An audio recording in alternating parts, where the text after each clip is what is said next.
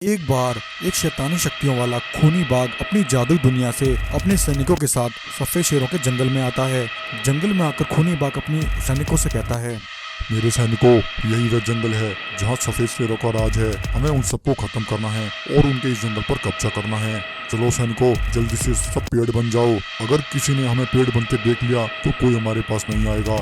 ऐसा कहकर वे सभी खूनी बाघ पेड़ बन जाते हैं। उन पेड़ों पर ढेर सारा ताज़ा मांस लगा होता है। वहीं उस जंगल पर राज करने वाले सफेद शेर अपने जंगल में घूम रहे थे। तभी एक शेर की नज़र उन पेड़ों पर पड़ती है। वह कहता है, अरे भाइयों, ये मैं क्या देख रहा हूँ? हमारे जंगल में इतने बड़े विशाल पेड़ कहाँ से आ गए? और इन पेड़ों पर तो ताज़ा मांस लगा हुआ है। आज के खाने का इंतजाम हो गया। चलो भाइयों, इन पेड़ों से ये ताज़ा मांस खाते हैं। तभी दूसरा शेर कहता है, नहीं भाई, रुक जाओ। यह पेड़ हमारे जंगल में कैसे आ गए? हमें इस बारे में कुछ नहीं पता। यह हमारे लिए कोई जाल भी हो सकता है। वहीं उनमें से एक सफेद शेर बहुत ही लालची था। वह ताज़ा मांस देखकर पेड़ के पास जाकर उनसे मांस तोड़कर खा जाता है। मांस खाते ही सफेद शेर वहीं बेहोश हो जाता है। तभी वे सभी खूनी बाघ अपने असली रूप में आ जाते हैं और उस सफेद शेर को लेकर अपनी जादुई दुनिया में चले जाते हैं। बाकी बचे सफेद शेर यह देखकर हैरान हो जाते हैं। अरे भाइयों, वे सभी खूनी बाघ तो हमारे भाई को अपने साथ ले गए हैं। न जाने उन बाघों का क्या मकसद है। अब हम क्या करें? उधर खूनी बाघों की जादुई दुनिया में जिस सफेद शेर ने वह मांस खाया था, उसके पेट में एक पेड़ उगता है। उस पेड़ पर भी वही मांस होता है। खूनी बाघ कहता है, चलो मेरे सैनिकों, जल्दी से इस पेड़ से यह मांस उतार कर खा लो। इसे खाने से हमारी शक्तियाँ 100 गुना बढ़ जाएंगी। ऐसा कहकर वे सभी खूनी बाघ उस पेड़ से मांस उतार कर खा लेते हैं। मांस खाते ही वे सभी बाघ ताकतवर हो जाते हैं। वहीं उस खूनी बाघ की पत्नी बाघिन यह सब देख रही होती है। यह देखकर बाघिन कहती है, अरे बाघ, यह तुम क्या कर रहे हो? तुम अपने स्वार्थ के लिए इन मासूम सफेद शेरों को क्यों मार रहे हो? तुम इन सफेद शेरों के जंगल पर कब्जा करने का सपना छोड़ दो। हम सब अपनी दुनिया में ही खुश हैं। यह सुनकर बाघ कहता है, बाघिन, तुम चुप करो और अपना काम करो। मुझे मत समझाओ कि मुझे क्या करना है। यह सुनकर बाघिन वहाँ से चली जाती है और थोड़ी दूर आकर कहती है, मुझे यह सब रोकना होगा और इस सफेद शेर को बचाना होगा। ऐसा कहकर बाघिन सफेद शेरों के जंगल की ओर निकलती है। बाघिन सफेद शेरों के पास आ जाती है और कहती है, सफेद शेरों, तुम्हारे एक साथी शेर को जो बाघ उठाकर ले गया है, मैं उस बाघ की पत्नी हूँ। वह तुम्हारे साथ ही सफेद शेर से अपनी शक्तियाँ इकट्ठी कर रहा है और अपनी सेना को ताकतवर बना रहा है। वह यह सब तुम्हारे जंगल पर कब्जा करने के लिए कर रहा है। बाघिन की बात सुनकर सफेद शेर कहता है, बाघिन बहन, तुम्हारा बहुत शुक्रिया। तुमने हम पर इतनी दया भावना दिखाई और हमारे साथी का पता हमें बताया। कृपा हमें बताइए कि हम अपने साथी को कैसे बचा सकते हैं। सफेद शेर, मैं बस तुम्हारी इतनी ही मदद कर सकती थी। अब तुम जानो तुम्हें कैसे अपने साथी को बचाना है।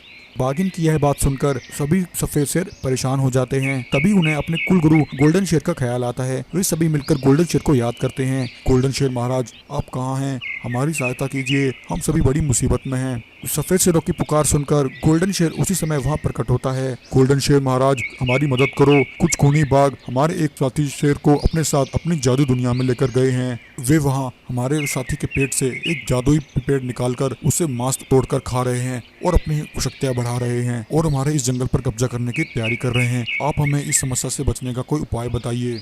सफेद शेर की बात सुनकर गोल्डन शेर उसी समय वहाँ कुछ जादुई बीज प्रकट करता है और कहता है, सफेद शेर, तुम्हारे साथी के पेट से जो पेड़ निकला है वह एक शैतानी पेड़ है। उस पेड़ को सिर्फ इस बीज से ही नष्ट किया जा सकता है। तुम इस बीज को उस पेड़ की जड़ में लगा देना। वह पेड़ तुम्हारे साथी के पेट से निकल जाएगा और बाकी बचे बीज तुम सब आपस में खा लेना, जिससे तुम सबकी शक्तियाँ बढ़ जाएंगी और तुम उन खूनी बाघों का सामना कर पाओगे। सभी सफेद शेर वे जादुई बीज खा लेते हैं और एक बीज को लेकर वे सभी उन खूनी बाघों की दुनिया में आ जाते हैं।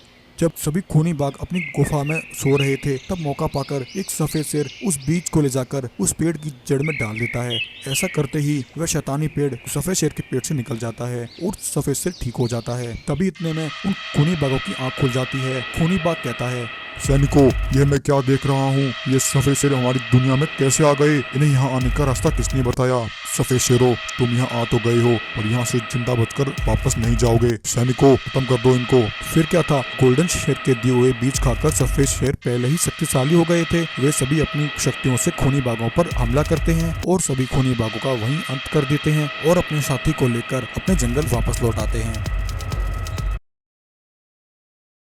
वहाँ एक दरवाजा सोने से बना हुआ था और एक दरवाजा साधारण लकड़ी का था। उन दरवाजों के सामने एक सफेद शेर खड़ा था। एक जंगल में गब्बर और सीमा नाम के एक शेर शेरनी रहते थे। गब्बर और सीमा अपने बेटे सिम्बा के साथ बड़ी खुशी से जंगल में रह रहे थे। वहीं उसी जंगल में काली नाम की एक विधवा शेरनी अपने बेटे बंटी के साथ रहती थी। हाल ही में उसके पति शेर खान की मृत्यु हो गई थी। तब से काली अपने बेटे बंटी के साथ अकेले ही जंगल में रह रही थी। काली बहुत घमंडी, निर्दयी और बदले की आग में जल रही थी, क्योंकि उसके पति शेर खान की हत्या गब्बर शेर ने की थी। इसलिए काली शेरनी गब्बर शेर से अपनी पति की मृत्यु का बदला लेना चाहती थी। गब्बर शेर, मैं तुझसे अपने पति की हत्या का बदला जरूर लूंगी। तूने मेरा परिवार उजाड़ा है और मेरे बेटे को अनाथ किया है। मैं तुझसे इस सब का बदला जरूर लूंगी। वहीं एक दिन सिम्बा अपने पिता से कहता है, पिताजी, मैंने सुना है हमारा जंगल बहुत बड़ा है। आज मेरा जंगल घूमने का बहुत मन कर रहा है पिताजी। सिम्बा की बात सुनकर गब्बर कहता है, अच्छा सिम्बा, ऐसी बात है तो आज मैं तुम्हें जंगल घुमा कर लाता हूँ। यह कहकर गब्बर शेर अपने बेटे सिम्बा और शेरनी के साथ जंगल में घूमने के लिए निकलता है। सारा जंगल घूमने के बाद जब शाम को वह सब वापस लौट रहे होते हैं, तभी सीमा थोड़ा पीछे रह जाती है। गब्बर शेर सिम्बा को लेकर थोड़ा आगे आ जाता है। तभी कोई पीछे से आकर अचानक से सीमा पर हमला कर देता है और सीमा को वहीं मार देता है। जब गब्बर शेर देखता है कि उसकी पत्नी सीमा उसके साथ नहीं है, तो गब्बर वापस पीछे आकर देखता है तो उसे सीमा की लाश दिखाई देती है। उसकी पत्नी शेरनी मर चुकी होती है। सीमा की ऐसी हालत देखकर गब्बर शेर बहुत दुखी होता है। अरे सीमा, यह तुम्हें क्या हो गया? तुम मुझे छोड़कर कैसे जा सकती हो? अब मैं हमारे इस बच्चे का पालन पोषण अकेला कैसे करूँगा? अब कुछ दिन बीत जाते हैं। एक दिन भालू और गाय गब्बर शेर के पास आकर कहते हैं, देखिए महाराज, आपके साथ जो कुछ भी हुआ हमें उसका बहुत दुख है, परंतु महाराज अब बहुत समय बीत गया है। सिम्बा बेटा अभी बहुत छोटा है, अभी उसे एक माँ की जरूरत है। मेरे ख्याल से महाराज आपको दूसरी शादी कर लेनी चाहिए। हाँ महाराज, मैं भालू की बात से सहमत हूँ। मेरा भी यही विचार है कि आपको सिम्बा के लिए दूसरी शादी कर लेनी चाहिए। भालू, गाय, तुम दोनों सही कह रहे हो, परंतु मुझे ऐसी पत्नी कहाँ मिलेगी जो मुझ अभागे से शादी करे और मेरे बच्चे को पाले? तभी गाय बोलती है, महाराज, हमारे इसी जंगल में एक काली नाम की शेरनी रहती है। आप उसी से शादी कर लीजिए महाराज। गाय की बात सुनकर गब्बर शेर काली से शादी कर लेता है। काली के साथ उसका बेटा बंटी भी आता है। काली शेरनी कुछ दिन तो गब्बर शेर के बेटे सिम्बा के साथ अच्छा व्यवहार करती है, परंतु कुछ दिनों बाद काली सिम्बा के साथ लड़ना झगड़ना शुरू कर देती है और उसके साथ बुरा बर्ताव करने लगती है। यहाँ तक कि काली सिम्बा को भरपेट खाना तक नहीं देती थी। गब्बर को इस बात की भनक न लगे, इसलिए काली गब्बर के सामने सिम्बा पर बहुत प्यार दिखाती और गब्बर के ना होने पर वह सिम्बा को डांटती और धमकाती थी। एक दिन अचानक से गब्बर शेर बीमार पड़ जाता है। काली बंटी और सिम्बा से कहती है, सिम्बा, बंटी, जल्दी जाओ और भालू हकीम को लेकर आओ। सिम्बा और बंटी भालू हकीम को वहाँ लेकर आते हैं। भालू हकीम गब्बर की जांच करता है और कहता है, सुनो काली बहन, गब्बर शेर की हालत बहुत ही गंभीर है। इन्हें तुरंत जादुई सेब खिलाना होगा, लेकिन वह जादुई सेब पास के जंगल में मिलेगा। वहाँ तुम्हें 2 जादुई दरवाजे दिखेंगे, तुम वहीं चली जाओ। भालू हकीम की बात सुनकर काली अपने बेटे बंटी और सिम्बा को जादुई सेब लाने के लिए भेज देती है। कुछ देर चलने के बाद वह दोनों उन जादुई दरवाजों के पास आ जाते हैं। वहाँ एक दरवाजा सोने से बना हुआ था और एक दरवाजा साधारण लकड़ी का था। उन दरवाजों के सामने एक सफेद शेर खड़ा था। वह शेर उन दोनों से कहता है, सुनो बंटी और सिम्बा, यह दोनों जादुई दरवाजे हैं। इनमें से एक दरवाजा साधारण है, जिसके अंदर तुम्हें एक बूढ़ा शेर मिलेगा। वह तुम्हारी मदद करेगा और तुम्हें कुछ राज की बातें बताएगा। और इस गोल्डन दरवाजे के पीछे तुम्हें एक गोल्डन शेर मिलेगा। वह तुम्हें सोने चांदी से मालामाल कर देगा। अब तुम अपनी मर्जी से जिस रास्ते पर जाना चाहते हो चले जाओ। तभी बंटी कहता है, मुझे तो बहुत सारा सोना चाहिए, मैं तो इस गोल्डन दरवाजे के अंदर जाऊंगा। यह कहकर बंटी उस गोल्डन दरवाजे के अंदर चला जाता है, परंतु वहीं सिम्बा को तो वह जादुई सेब चाहिए था, तो सिम्बा उस साधारण दरवाजे के अंदर चला जाता है। साधारण दरवाजे के अंदर आते ही सिम्बा को वहाँ एक बूढ़ा शेर मिलता है। वह सिम्बा से कहता है, सुनो सिम्बा बेटा, मैं तुम्हें एक राज की बात बताता हूँ। उस दिन तुम्हारी माँ सीमा की हत्या तुम्हारी सौतेली माँ काली ने की थी। काली ने पीछे से आकर तुम्हारी माँ पर हमला करके उसे मार डाला था। परंतु शेर, उसने मेरी माँ को क्यों मारा? क्योंकि कुछ समय पहले तुम्हारे पिता ने उसके पति शेर खान की हत्या की थी। शेर खान एक निर्दयी और घमंडी शेर था। वह तुम्हारे पिता को मारकर जंगल पर राज करना चाहता था। हमारे पिता से बदला लेने के लिए ही काली ने तुम्हारी माँ को मार डाला। अब तुम मुझे बताओ तुम यहाँ क्यों आए थे? शेर महाराज, मेरे पिताजी अचानक से बहुत बीमार पड़ गए हैं। मैं यहाँ वह जादुई सेब लेने आया हूँ। सिम्बा की बात सुनकर बूढ़ा शेर उसे जादुई सेब दे देता है।